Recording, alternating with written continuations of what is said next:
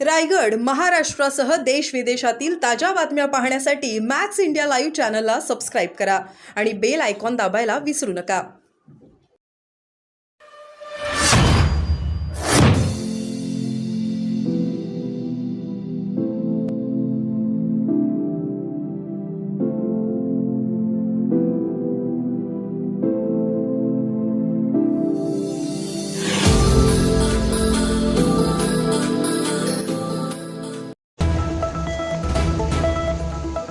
आज खरं तर माझ्यासारख्या सामान्य कार्यकर्त्यासाठी आयुष्यातला खूप मोठा दिवस आहे। वयाच्या 16व्या वर्षापासून समाजकारणात राजकारणात काम करणारा मी एक कार्यकर्ता आहे आणि पनवेल शहरातून सामाजिक कार्याला सुरुवात करून कुठंतरी राजकारणात समाजकारणात स्वतःची जागा शोधणारा एक युवांच्या प्रश्नावरती आक्रमकपणे विषय मांडले पाहिजेत। असंख्य प्रश्न त्या ठिकाणी आहेत आणि त्यामुळे आपल्याला त्या ठिकाणी काम करावं लागेल ही भावना हृदयात ठेवून काम करणारा माझ्यासारखा एक कार्यकर्ता आणि त्या कार्यकर्त्याला भारतीय जनता पार्टीचं शीर्ष नेतृत्व आमचे नेते सन्माननीय देवेंद्रजी फडणवीस साहेब, आदरणीय प्रदेशाध्यक्ष चंद्रशेखरजी बावनकुळे साहेब आणि आमचे सगळेच आदरणीय नेते यांनी आज जी काही कार्यकर्त्याला ताकद दिली मी खऱ्या अर्थानं त्यांचा मनापासून आभारी आहे। जी काही संधी त्यांनी मला दिलेली आहे म्हणजे खऱ्या अर्थानं मी त्याचं शब्दात वर्णन करू शकत नाही। काम करणं, कार्यकर्ता म्हणून संघटनेत 22 वर्ष काम करणं ही एक बाजू, पण त्या कार्यकर्त्याला कुठंतरी या विधान भवनात जागा दिली पाहिजे आणि त्याच्या माध्यमातून एक त्याचे विषय मांडण्यासाठी महाराष्ट्रातले युवांचे प्रश्न मांडण्यासाठी कुठंतरी संधी दिली पाहिजे। मला वाटतं आज आदरणीय फडणवीस साहेबांनी, आदरणीय बावनकुळे साहेबांनी, आदरणीय आमचे सगळेच नेते, आमचे कोकणाचे नेते रवींद्रजी चव्हाण साहेब, आदरणीय चंद्रकांतदादा पाटील आणि सगळेच महाराष्ट्रातले आमचे प्रमुख नेते यांनी जी काही मला संधी दिलेली आहे मी मनापासून त्यांचे आभार मानतो। माझे सगळे मित्रपरिवार, हितचिंतक ज्यांनी वर्षानुवर्ष मला प्रेम दिलं, माझे वडील असतील, आई असेल, आमचा परिवार असेल, यांची ही पुण्याई आहे, हे सगळ्यांचेच आभार मानतो।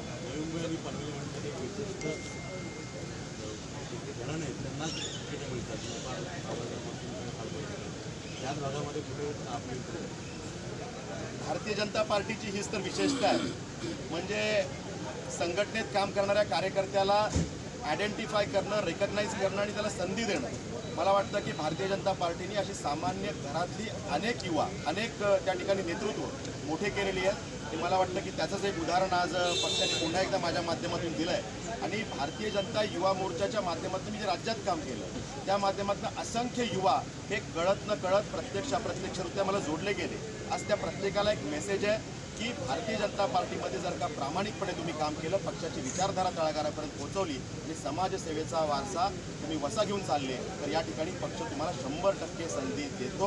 हे हा एक मेसेज देण्याचं काम पक्ष घराणेशाही पक्षात भारतीय जनता पार्टीत कधीच नव्हती।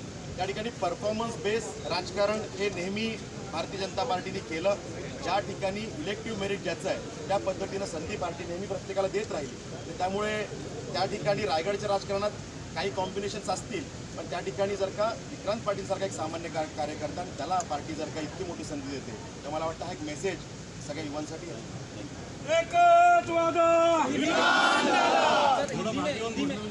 हिंदीमध्ये सांगा ना सर।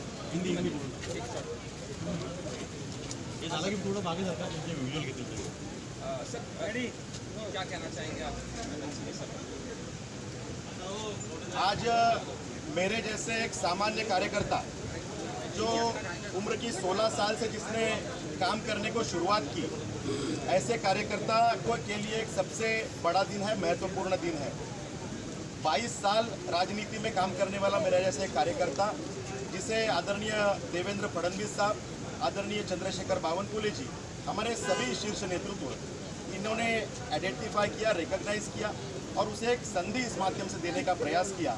मैं पार्टी के सभी नेताओं का, संपूर्ण भारतीय जनता पार्टी परिवार का ऋणी हूँ, आभारी हूँ और जो संधि पार्टी के माध्यम से मुझे मिली है उस संधि को महाराष्ट्र के अनेक प्रश्नों को न्याय देने के लिए, खासकर युवाओं के प्रश्नों को न्याय देने के लिए कैसे यूटिलाइज कर पाऊँ, इस पर मैं काम करूँगा।